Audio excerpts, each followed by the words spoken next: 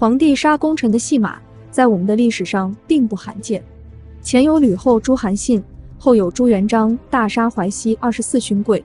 然而神龙政变5位功臣的死却并不寻常。众所周知，武则天为了当上皇帝，对自己的几个儿子也是毫不手软，该杀的杀，该贬的贬，为了权力，母子之间的亲情早就荡然无存。武则天晚年对于皇位到底是传给姓李的儿子还是姓武的侄子这件事始终摇摆不定。然而时间不容许他做出选择了。705年，以张柬之为首的大臣们带兵闯入皇宫，抓住武则天的2个男宠，斩首示众，百姓一哄而上，争割其肉。武则天质问张柬之：“我待你不薄，你想造反吗？”张柬之立即跪下，高呼：“张易之、张昌宗2兄弟看到陛下身染重病，准备谋权篡位，臣奉太子之命，已经斩杀此2人。”武则天怒极，2行泪滚了下来，不是为了哀悼她最喜爱的2个男人，而是哀悼她即将丧失的权利。但她还没有放弃。太子李显素来懦弱，对他极为惧怕。武则天利用这一点，命令李显回东宫。李显向来惧怕母亲，听到这句话，竟真的老老实实的往回退。这时怀彦范应拦住太子说：“太子怎么能回去呢？太子早已成年，理应继承祖业，请陛下传位太子。”重病在身又年事已高的武则天只好颁下诏书，将帝位传给李显。这就是历史上著名的神龙政变。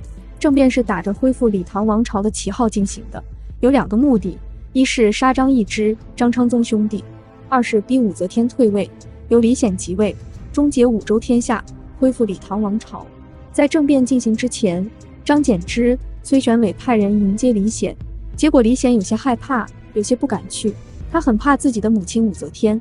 大臣们好言相劝，李显才最终上马。好在政变一切顺利，李显即位之后是为唐中宗。张柬之、桓彦范、靳辉、崔玄伟、袁术及5大功臣全部官封宰相，爵赐郡公，控制了中央政府。参与政变的武将们也全部加官进爵，赏赐都很丰厚。项王李旦被封安国相王，太平公主封为镇国公主，能公开参政。然而不知道有没有发现一件事，神龙政变后的权力格局完全就是武则天设计好的结局。李显当了皇帝，朝政在项王李旦、梁王武三思、太平公主3个人之间平分，这样一来，李氏和武氏就实现了团结协作。我们现在的问题是，神龙政变的意义何在呢？李显并没有因此得到更多，因为武则天死后，皇位也肯定由他继承。李旦和太平公主也没有得到更多，因为无论武则天生前身后，这2个人都是帝国3大势力的代表人物之一。武三思呢，也没有因此丧失多少，因为即便武则天死了，他依然是帝国3大势力代表人物之一，而且还是一副排在项王李旦、太平公主前面的架势。这样说来，神龙政变的意义何在呢？李显、李旦、太平公主等人为什么要参与这种政变呢？答案是消除其中的不确定因素。因为武则天卧病在床的最后时刻，李皇会不会心血来潮，突然重新布局呢？遥想当年李世民快死的时候，突然一道圣旨让李氏寄到偏远地方当官，李世继接到这个圣旨，连家都不敢回，赶紧奉旨赴任。要知道李世民当时的想法就是，只要李世继敢有任何观望之心，立即杀无赦。现在要是突然从皇宫中传出一道圣旨，说让项王李旦到偏远地方当官，你说项王李旦该不该接受？他要是接受了这种圣旨，就意味着彻底失势了。如果不接受这种旨，当时就有可能万劫不复。他甚至不能确定这道圣旨是武则天下的，还是张氏兄弟胆大包天伪造的。如果这道圣旨源于2张兄弟壮着胆子反抗一下，尚有一线生机。如果他是武则天亲自颁发的，如果武则天病情也好转了，那反抗的结果光是想一想就让人绝望。而类似的圣旨可以针对任何一个人，贬项王李旦可以，贬梁王武三思也可以，清洗太平公主派系的重要成员也可以。从某种意义上，张氏兄弟也许并没有作乱之心，也没有作乱的胆子，但是他显然拥有这种操作空间。更主要的是，如果张氏兄弟决定与某股力量联手，另一股力量马上就会陷入万劫不复之中。比如梁王武三思与二张兄弟联手，利用这种空档期，突然发布一系列对李氏皇族不利的圣旨，李氏皇族现在拥有的优势就有可能瞬间丧失。反过来说，张氏兄弟与李氏皇族联手，有李氏皇族在背后支持，武三思等人的优势也会瞬间消失。从这层意义上，神龙政变的作用就是保证武则天此前不好的局完整的交接下去。也许有人会说，如果没有这场政变，大唐帝国就无法复辟了。问题是，武则天恐怕在死前最后一刻都无法下定决心让武家子嗣接过皇位。只要武则天死了，大唐帝国复辟就是自然而然的。对于政变的参与方来说，无论李显、李旦、武三思还是太平公主，他们并没有得到什么，只是没有失去什么。唯一得到利益的唯有发动政变的官员，以张柬之为首的一批高级干部。神龙政变之后，张柬之被封为汉阳王，晋辉被封为平阳王，桓彦范被封为扶阳王，袁术己被封为南阳王，崔玄伟被封为博陵王，史称武王。而皇帝李显上台后环顾四周，满朝上下自己的嫡系大臣寥寥无几，五位功臣反倒权势滔天。在皇权社会，立功后太高调本身就是原罪。毫不夸张地说，当张柬之一伙敢接受王爵时，本身就意味着他们犯了死罪。异姓封王，从中国皇权政治确之立后，本身就是犯了死罪。遥想当年，刘邦就说过，非刘氏为王，天下共击之。大唐开国之后，除了李氏皇族成员，谁敢接受王爵呢？就是长孙无忌名列凌烟阁第一名，他也只是一个国公，绝不敢奢望王爵。当皇帝要给你封王时，你必须得拒绝，因为这就不是人臣可以要的东西。翻开皇权政治历史，异姓封王的结果通常只有一个，那就是要么造反当皇帝，要么被皇帝清洗出局。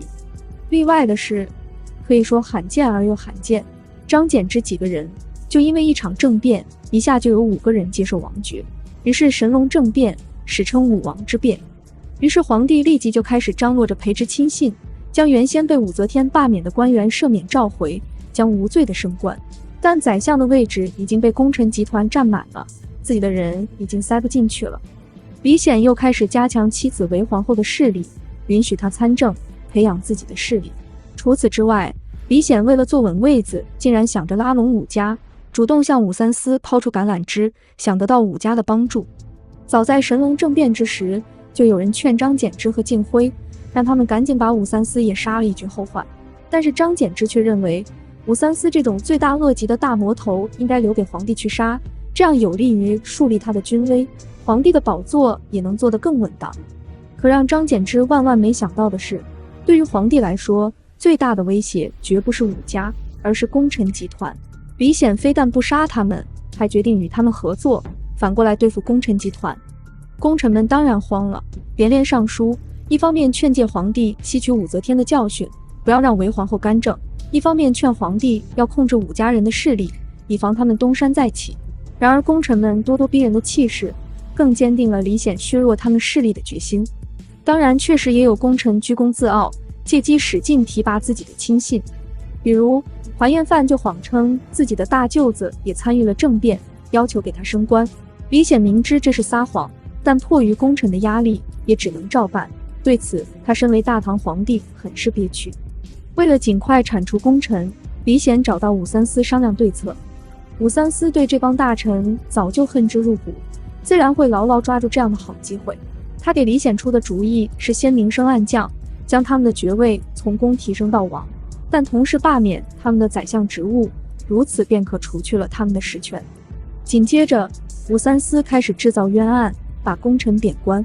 第一个案子是王同角谋反案。王同角是李显的女婿，也是参与神龙政变的武将。他对武三思重新掌权很不满，密谋要杀了武三思和韦皇后，结果泄露了风声，被武三思反咬一口，诬陷他谋反。王同角被处死，五大功臣也被诬告与王同角暗中勾结，将他们贬到了地方，剥夺了王爵。第二个案子是天津桥匿名信案，也是武三思炮制出来的。他暗中命人写了一份传单，宣传韦皇后与武三思的不正当关系，张贴在热闹的天津桥，让李显丢尽了面子。李显命人去调查此事，查来查去，最后查出的结果居然是张柬之等5位功臣干的。李显虽然恨得牙痒痒，但因为功臣都有免死铁券，还是免了他们的死罪，将他们点到了岭南。都一把年纪的人了，落得如此地步已够凄惨了，但武三思还是觉得斩草除根才放心。皇帝不杀，那武三思就瞒着皇帝先杀了再说。5人中81岁的张柬之和68岁的崔玄伟因年龄大，经不起折腾，死在了路上。剩下的3人下场可就惨了。怀验犯被绑了起来，放在竹刺上来回拖拉，身上的肉被一片片扯下，最后露出白骨，还剩一口气。酷吏又举起大棒，活活将他打死。紧接着又逮捕了靳辉，把他千刀万剐，凌迟处死。最后一个是袁术己，他是被强行灌下了有毒的野葛汁，这种毒汁喝下犹如铁钩勾入咽喉，剧痛无比。他痛得满地打滚，手死死抓着地面，指甲都全部脱落了，最后又被乱棍打死。至此，5大功臣全部铲除，各有各的归宿。相比之下，张柬之和崔玄伟还算是幸运的了。直到此刻，这种局面都是武则天愿意看到的，因为李氏皇族与武氏家族终于实现了和平共处。如果这种格局可以一直维持，武则天在地下也会感觉欣慰的。但是武则天布的局，李显一直精心维持的局，还是在不经意中渐渐出现了缺口，而且越来越大。第一个缺口，武三思全家竟然被太子李仲俊灭了门。第二个缺口，唐中宗李显突然死了。